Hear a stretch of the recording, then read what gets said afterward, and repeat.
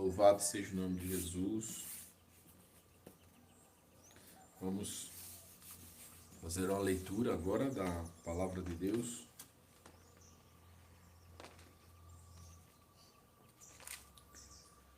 Me veio à mente nesta manhã salmo que exalta a palavra. Salmos 119. Salmos 119.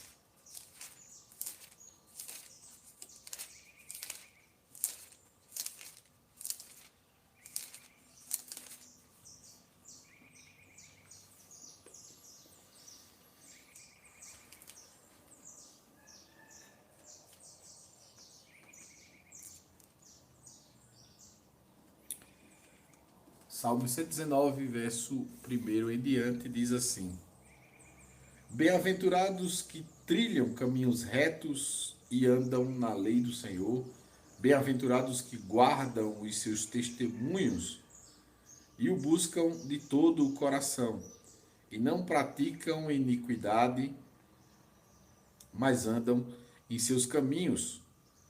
Tu ordenaste os teus mandamentos para que diligentemente o observássemos. Tomara que os meus caminhos sejam dirigidos de maneira a poder eu observar os teus estatutos. Então não ficaria confundido, atentando eu para todos os teus mandamentos. Louvar-te-ei com retidão de coração, quando tiver aprendido os teus justos juízos. Observarei os teus estatutos, não me desampares totalmente.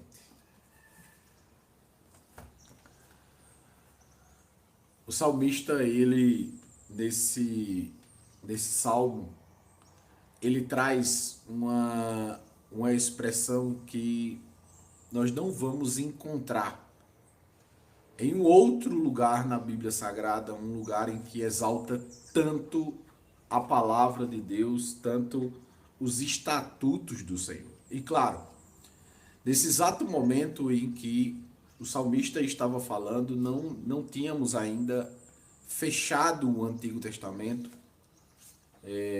mas o salmista já clamava por essa condição que nós temos hoje, de poder conhecer os estatutos de Deus, conhecer a sua vontade. E o que é muito interessante nesse sentido é que o salmista cantava uma profecia ao mesmo tempo que cantava um desejo do seu coração, porque o salmista, vivendo nos dias atuais, ele simplesmente poderia se debruçar na palavra de Deus e meditar nela e buscar a todo custo não infligir, não ir contra nenhum dos textos, nenhum dos mandamentos, nenhum dos preceitos do Senhor. Então, quando nós olhamos para o âmbito daquilo que o salmista estava cantando e da condição que nós temos hoje, nós vemos que nas nossas condições atuais nós estamos muito mais privilegiados do que ele. Porque naquele exato momento ele não tinha pleno conhecimento de toda a lei do Senhor. Mas ainda assim, o seu coração desejava, o seu coração almejava seguir fielmente a palavra de Deus. Seguir os estatutos, seguir a vontade de Deus. Então é muito interessante nós observarmos este texto dessa música, porque os salmos foram escritos musicalmente, né? Eles foram escritos em forma de composição. Por isso eu sempre costumo dizer aqui que salmos não têm capítulos nem versículos, mas sim salmos e versos, porque são músicas. Então o salmista, nesse exato momento, ele estava expressando o real desejo de poder ter aquilo que nós temos hoje, que é a palavra de Deus. E é justamente essa palavra que o salmista tanto desejava, que é tão exaltada nesse salmo em particular. Ele continua dizendo como o jovem purificará o seu caminho. E aí ele mesmo responde, com a tua palavra. Como é que eu posso andar em retidão com Deus? Através da palavra. Como é que eu posso saber se a minha vida está condizente com aquilo que Deus quer? Através da palavra. Como é que eu posso alinhar a minha vida à vontade de Deus? Através da palavra. Então, quando nós olhamos este salmo, nós percebemos o quanto no coração desse salmista estava esse pleno desejo de poder conhecer plenamente todas as coisas que Deus queria a seu respeito. Porque hoje muitas pessoas, mas exatamente muitas pessoas, não sabem sequer o seu propósito. E essas pessoas que não sabem o seu propósito, em suma maioria, não seguem a palavra de Deus. Não seguem os seus princípios, não buscam em Deus essa condição. Elas simplesmente querem que Deus simplesmente chegue e diga assim, fulano, você é isso aqui e você tem que fazer isso aqui. Não! Está na palavra. O que é que você tem que ter? O que é que você tem que fazer? Quais são as coisas que você precisa fazer para cumprir a vontade de Deus nessa terra? E uma das formas de nós entendermos com muita clareza essa questão de o que é que Deus tem para mim, o que é o real propósito de vida que Deus tem para mim, é muito simples, é parar para avaliar um pouco. Pare só para avaliar um pouco. Quais são suas habilidades? Em que área você tem facilidade? Musical? Ensino? Não sei. Quem tem que responder isso é você, que se conhece melhor. Você tem que ver onde é que estão as suas habilidades. Onde é que está o dom na sua vida. Porque esse dom não foi dado gratuitamente. Ele foi dado por um princípio. E esse princípio é para que este uso seja para a glória de Deus. Logo, estas suas habilidades, estes seus dons que Deus lhe deu, é para a glória do nome dele. Se você olhar no fundo, você vai ouvir os passarinhos cantando. E para que Deus deu o dom de canto aos passarinhos? Para eles cantarem para o Senhor. Então, quando nós paramos para observar essa questão de propósito, do que é que Deus tem para mim, a princípio eu já preciso entender que se Deus me entregou dons, é porque Ele semeou algo que Ele quer colher. Ele semeou algo que Ele quer colher. Se nós olharmos a parábola que Jesus conta acerca do Senhor da vinha,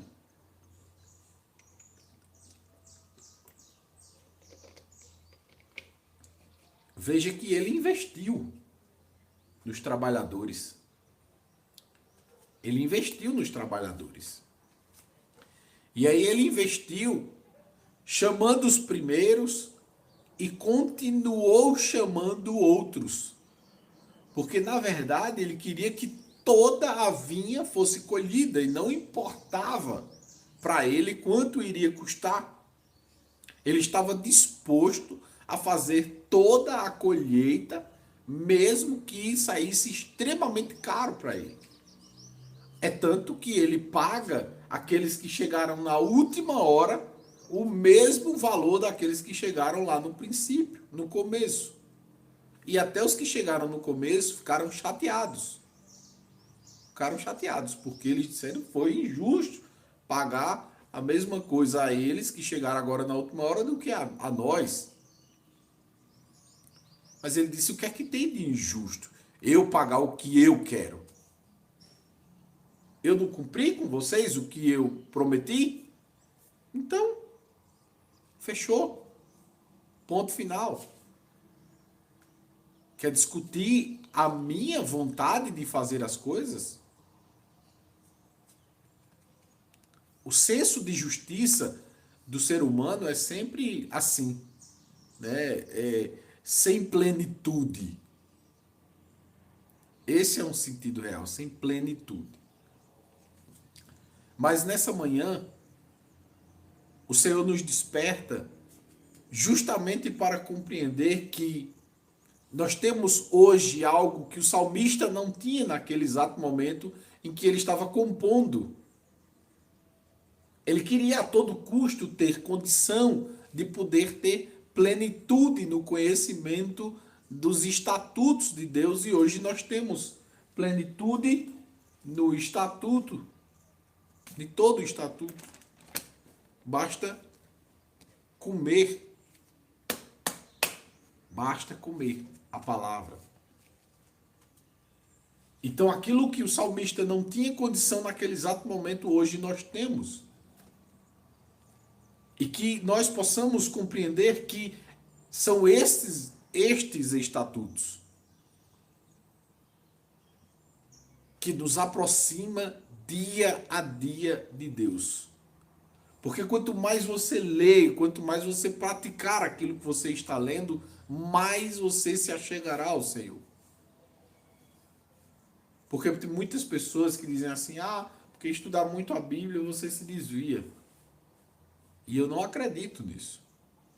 Porque quanto mais eu estudo, mais eu me aproximo, mais eu sinto vergonha. E quero chegar perto do Senhor, porque sem Ele eu não sou nada. Então, é por conta justamente do conhecer e praticar. Não apenas conhecer por saber.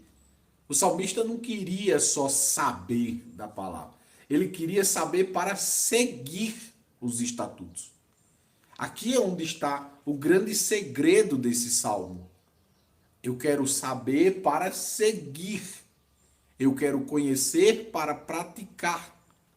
Porque é ilógico. Imagine, você é uma pessoa que, sei lá, compra uma bicicleta e não sabe andar. E aí o que é que você vai fazer? Você vai aprender. Para que você vai aprender? Para andar na bicicleta. Então assim também é a palavra, e assim também era o desejo do salmista. Para que você quer os estatutos? Eu quero os estatutos para aprender, certo? Mas para quê? Para praticá-lo. Para não pecar contra o Senhor. Para andar em conformidade com o teu pensamento. Para andar em conformidade com a tua vontade. Então o desejo que o salmista tinha naquele exato momento, nós temos à disposição hoje. Basta apenas que apliquemos o desejo do salmista em nossas vidas. Que aprendamos e passamos a praticar. Que leiamos e que coloquemos em prática no nosso dia a dia. Porque não adianta ter o pleno conhecimento da palavra se não há prática. Se não há prática. É sem lógica. E aí eu posso até trazer um exemplo de um professor de literatura que eu tive. Ele disse que já tinha lido a Bíblia mais de 6 vezes. Só que ele era ateu. E aí eu pergunto, que sentido faz ler a Bíblia? Então, ler para conhecer, certo? Mas para quê? Para debater com as pessoas? Eu não acho que isso traz virtude. O salmista não falou que isso traria virtude para ele. O salmista falou que era justamente para estar perto de Deus, para estar com Deus, para andar em conformidade com Deus, que ele queria conhecer os estatutos. Então, que possamos ter a plena consciência, possamos alinhar-nos àquilo que Deus realmente quer. E o que é que Deus quer? É que conheçamos a sua palavra e que a coloquemos em prática todo santo dia. Porque se nós conhecermos a palavra e nós a praticarmos todo santo dia, pode ter certeza que haverá abundância de Deus em nossas vidas. Haverá abundância de bênçãos do Senhor sobre nossas vidas e sobre nossa casa e sobre aqueles que se achegarem a nós. Porque este é um princípio. É um princípio. Este é um princípio bíblico, um princípio que Deus deixou nos seus estatutos, que iria nos abençoar. E o próprio Senhor Jesus disse, porque tem muitas pessoas que acham que o Senhor Jesus ele não abençoa financeiramente nos dias atuais, mas ele disse que vai dar nessa vida 100 vezes tanto e ainda mais a vida eterna. Ele poderia não ter dito isso, ele poderia não ter tocado nesse assunto. Mas ele disse 100 vezes tanto nessa terra. E ainda mais a vida eterna. Então o problema de muitas pessoas é justamente de não compreenderem a palavra. De estarem, quem sabe, lendo só por ler. Mas não. Que a palavra seja prática em nossas vidas. Que possa ser igual à bicicleta. Eu compro, aprendo e pratico. E aí, na própria bicicleta, ainda tem uma outra lição que podemos tirar.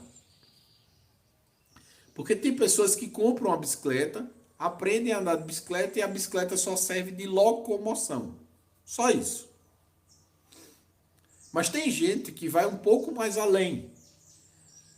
E aí passa a ter a bicicleta não apenas como locomoção, mas também como divertimento. E tem gente que ainda vai muito mais além. A bicicleta ainda passa a ser um esporte. Então veja que com a mesma ferramenta eu posso fazer coisas diferentes. Eu posso ter como locomoção, eu posso ter como divertimento e eu posso ter como um esporte. Porque é uma diferença entre divertimento e esporte. Porque, por exemplo, eu posso simplesmente pegar uma bicicleta no final de semana e fazer trilha com ela. De boa. Não precisa de muita habilidade. Só precisa se locomover de um canto para outro e utilizá-la para o divertimento. Mas já como esporte, não. Eu preciso fazer manobras. Aí eu já corro mais risco. Aí eu posso cair aqui e acolá. Eu já preciso usar mais equipamento. Então veja que coisas que parecem ser a mesma coisa, mas que não são. Que estão sendo utilizados a mesma ferramenta, mas que tem uma utilização diferenciada. Então assim também é a palavra. Eu posso simplesmente conhecer a palavra por conhecer a letra, mas eu posso conhecer a palavra não só para conhecer a letra, mas para colocá-la em prática na minha vida, né? Seria a locomoção da bicicleta. Ou eu posso conhecer a palavra para praticar na minha vida e também ensinar a outros. Opa, eu já estou em uma outra modalidade. Eu já estou em uma outra modalidade. Então veja que coisas simples nós podemos tirar lições e essas lições sejam sempre para a glória de Deus. Para a glória de Deus. Que nós tenhamos o mesmo desejo do salmista. Conhecer os teus estatutos, Senhor, para não pecar contra ti. Conhecer os teus estatutos, Senhor, para andar em retidão com o Senhor. Conhecer os teus estatutos para nos alinharmos à tua vontade. Conhecer os estatutos do Senhor para colocar em prática no dia a dia e sermos instrumentos de Deus nesta terra. E claro, receber do Senhor as promessas que Ele tem para cada um de nós. Eu vou ficando por aqui. Que Deus abençoe a vida de vocês poderosamente.